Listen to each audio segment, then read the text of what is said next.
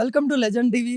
నేను మీ అనిల్. ప్రజల యొక్క నాడి, ప్రజల యొక్క సమస్యలు ఏ విధంగా ఉన్నాయి, మరి నాయకులైతే ప్రజలకైతే హామీలు ఇస్తూ ఉంటారు, మరి హామీలు ఎంతవరకు నెరవేర్చారు, అసలు ఇక్కడ చేవెళ్లలో మనం అయితే పార్లమెంట్ ఎలక్షన్స్ వస్తూ ఉన్నాయి. ఇక్కడ ప్రజల యొక్క నాడి ఏ విధంగా ఉన్నాయి తెలుసుకునే ప్రయత్నం అయితే లెజెండ్ టీవీ అయితే చేస్తూ ఉన్నది.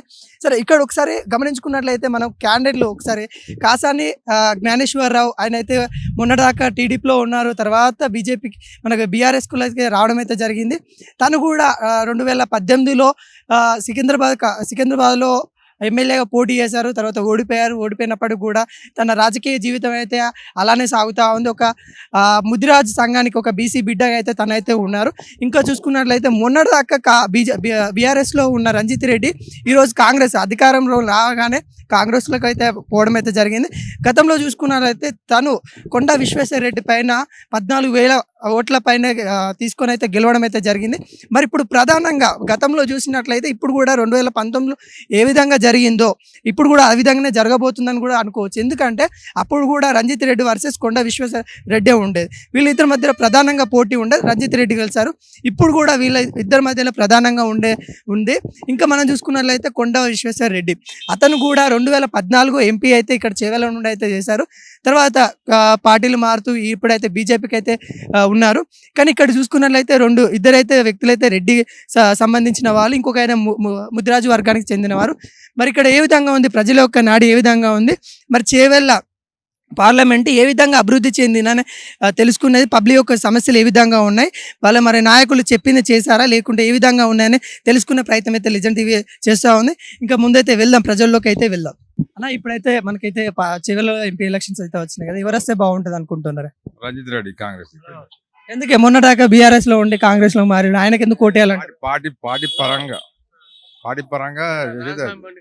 గతంలో కూడా రంజిత్ రెడ్డి ఉన్నారు, ఎట్లా డెవలప్మెంట్ ఎలా ఉంది? గతంలో రంజిత్ రెడ్డి డెవలప్మెంట్ ఉంది ఏరియాలో, కానీ మంచిగా. కొంతమంది అంటారు ఇప్పుడు అంటే ఏ పార్టీ అధికారంలో ఉంటే ఆ పార్టీకి వెళ్ళిపోయాడు, ఆయనకి ఎందుకు వేయాలి ఓటు అని అంటారు. లేదు, అట్లా ఏం లేదు. కానీ పార్టీ ఎంతమంది కాంగ్రెస్ లోకి గెలిచి దాంట్లోకి పోయారు, టీఆర్ఎస్ లోకి పోయారు కదా, అప్పుడు దీంట్లోకే దాంట్లోకి పోతారు, దాంట్లో అది లేదుగా. కొండా విశ్వేశ్వర ఆయన గురించి ఏం చెప్తారు? కొండా విశ్వేశ్వర రెడ్డి అంటే ఇప్పుడు దాంట్లో అప్పుడు ఆయన ఉండే, కానీ ఆయన కూడా ఏం చేసుకుని, కానీ జర ఆయనకు జర అది కాలే. కాసాని జ్ఞానేశ్వర్ ముదిరాజు గురించి ఏం చెప్తారు? అది తెలియదు మనకు, అది మనకు గుర్తే పడటం అది లేదు. అలా ఇక్కడ మన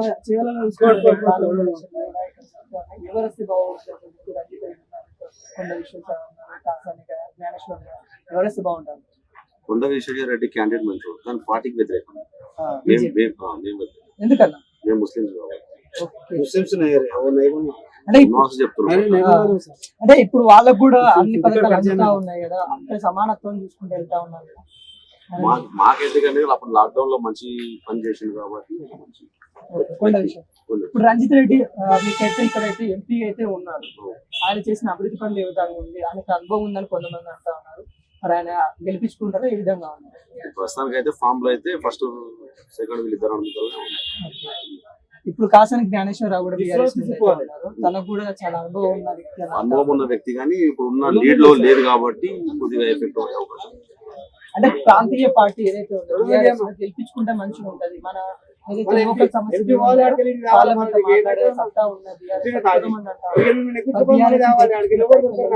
మాట్లాడే సత్తా అంటే టాకింగ్ అనేది వీళ్ళిద్దరు అనుమతిలో ఉంది, శక్తి వాళ్ళిద్దరికే ఉంది.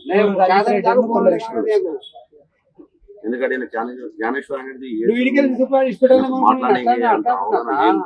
రాజకీయంగా అయితేనే అనుభవం ఉన్న వ్యక్తి, ఉన్న పార్లమెంట్ అయితే స్పీడ్ టాకింగ్.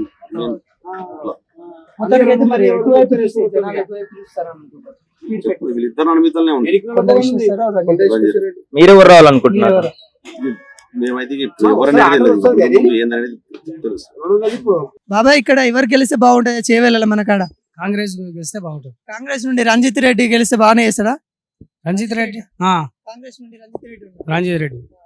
బీఆర్ఎస్ నుండి కాసాని జ్ఞానేశ్వరరావు ఉన్నారు. వాళ్ళు మాకేం చేయలేరు. మాకు మళ్ళీ ఇచ్చిన అప్పులు కూడా మళ్ళీ కట్టలేక అట్లనే బాగా అట్లనే పెట్టారు. బ్యాంకులో అప్పు తెచ్చిన ఆడు రిన్యూవల్ చేసుకోవాలంటే రిన్యూవల్ చేయకుండా అట్లనే పెట్టిండు. మళ్ళీ డబ్బులు పైసలు కడితే మళ్ళీ పైసలు జమ పెట్టుకుంటాం కదా మనం, అవి అన్ని కట్ అయిపోయినాయి పైసలు బ్యాంకులో, స్టేట్ బ్యాంకులో. అది కూడా ఇది క్రాఫ్ట్ లోన్ తెచ్చుకున్నావా అది కట్టినాక మొన్న పైసలు పెట్టుకున్నావు 20,000, 17,000 కట్ అయిపోయినాయి అలా. మరి రేవంత్ రెడ్డి అన్న రుణమాఫీ చేస్తా అన్నాడు కదా. ఎవరు ఆయన మొన్న వచ్చే, నేను అప్పటికే కట్టినా, సంవత్సరం అయింది. సంవత్సరం అయినాక పైసలు మళ్ళీ కట్ ఎట్లా అవుతాయి? బ్యాంకుల్లో తప్ప లేక గవర్నమెంట్ నుంచి పంపించారు నిజమే పైసలు. మన ఏమన్నారు మరి గవర్నమెంట్ అక్కడ బ్యాంక్ వాళ్ళు ఏమంటారు? బ్యాంకులో నేను లోన్ తీసుకున్నా, పాస్బుక్ పెట్టి లోన్ తీసుకున్నా.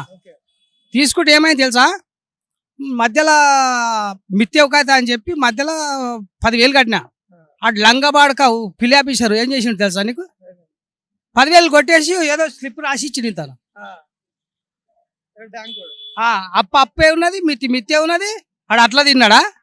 మళ్ళీ ఇదంతా కాదని చెప్పి మళ్ళీ నిన్ను పోయిన సంవత్సరం ఆయన కట్టేసి మిత్తి అసలు కట్టేసి సప్పుదాకా వచ్చాం.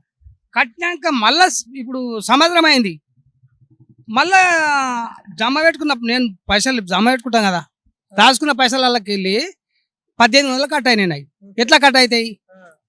నీకు గవర్నమెంట్ నుంచి నేను బాగా తీసుకున్నట్టు నేను రెన్యువల్ అయినాక మొత్తం అప్పు కట్టినాక మళ్ళీ 1,800 రూపాయలు ఎట్లా కట్ అవుతాయి? మరి ఇప్పుడు అందరు అంటారు బీజేపీ మరి పైన బాగుంది, నరేంద్ర మోడీ బాగుంది, మరి ఇక్కడ కూడా కొండ విశ్వేశ్వర రెడ్డి గెలిపించుకుంటే బాగుంటది అంటారు కదా. దాని మీద నువ్వేంట? కొండ విశ్వేశ్వర రెడ్డి ఎవ్వరు గెలిచినా ఇప్పుడు అవును గెలుస్తాడు. గెలిస్తే మరి గీ పని ఏం చేస్తారు? ఆపిస్తారు. వాళ్ళు నాయకులే చెప్పిస్తారు. చదువు రాక నేను కట్టినా, మరి గిన్ని అన్న బాకీ ఉంటాయి, గిన్ని నీకు ఎక్కువచ్చినాయి పైసలు అది చెప్పాలి కదా మేము లోన్ తీసుకుంటేప్పుడు.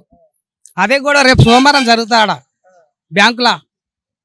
మొత్తానికైతే మరి ఇక్కడ మన పనులు ఎట్లా ఉన్నాయి? అభివృద్ధి పనులు ఏ విధంగా ఉన్నాయి? చేస్తాడేమో నిన్నమయ్యకే చేస్తాడేమో, చేయకుండొచ్చు, ఉన్న కాడికి చేస్తాడు. కేసీఆర్ వచ్చి ఏం చేసిండు? మాకు రుణమాఫీ అన్నాడు, రైతు బంధు అన్నాడు. రైతు బంధు అంతా మొదలు ఇయ్యలేడా మాకు? ఈయన తెలుగుదేశం రాకమోలు రైతు బంధు మాకు ఇయ్యలేడు కదా. నేను వచ్చి నుంచి వచ్చిన అంతకు మళ్ళీ కూడా ఉన్నాయి. అవును, లోన్ ఇస్తే కరెక్ట్. వీళ్ళు 6 గ్యారెంట్లు ఇచ్చిర్రు, 6 గ్యారెంట్లు ఏవి చేసి ఇస్తాడా? ఇచ్చిండు ఆయన ఆపత్కి అన్నాడు. ఇప్పుడు రోజు బస్సులో రోజు అడవిలో పోతున్నారు, ఎక్కుతున్నారు, వస్తున్నారు. వాళ్ళు కూడా కొట్టుకొని మళ్ళీ సొమ్ములు కొట్టుకొని వస్తున్నారు. అది ఒకటి బంద్ చేయమను. ఎవరి మన ఆయన రేవంత్ రెడ్డి బంద్ చేయమను. బస్ ఫీర్ ఎందుకు కట్టిండు? ఎవరి మీద వేస్తాడు పైసలు? అవన్నీ ఎవరి మీద వేస్తాడు? నీ మీద నా మీద ఎత్తారు, ప్రజల మీద ఎత్తారు. ఆయన మీద వేసుకోడు కదా. కేసీఆర్ ఏమన్నా అప్పు చేసి మరి ఎన్ని అప్పు చేసి చెప్పు? మరి కేసీఆర్ అప్పు చేసి మరి ఈయన కూడా అప్పు చేయబట్టే కదా ఎవరు? రేవంత్ రెడ్డి. మరి తీర్పాలి కదా అప్పులా. ఎవరు గెలిస్తే వాళ్ళు తీర్పాలి కదా. ఇప్పుడు అప్పు నువ్వు అప్పుతోనే తెరుపుతారా? అప్పుతోటి కాదు, ఈయన కూడా అప్పు చేయాలి. ఈయన కూడా అప్పు చేసి తీరుతాడు. ఆయన ఏమి ఇంట్లోకి వెళ్ళేటాడు, ఈయన ఏమి ఇంట్లోకి వెళ్ళేటాడు. కాకపోతే కాంగ్రెస్ వస్తేనే న్యాయం ఉంటుంది అట్లా. అట్లా మరి ఇప్పుడు పైన సెంటర్ లో కూడా కాంగ్రెస్ వస్తాను, ఇక్కడ 6 గ్యారెంటీ చేస్తామని చెప్తా ఉన్నారు రేవంత్ రెడ్డి.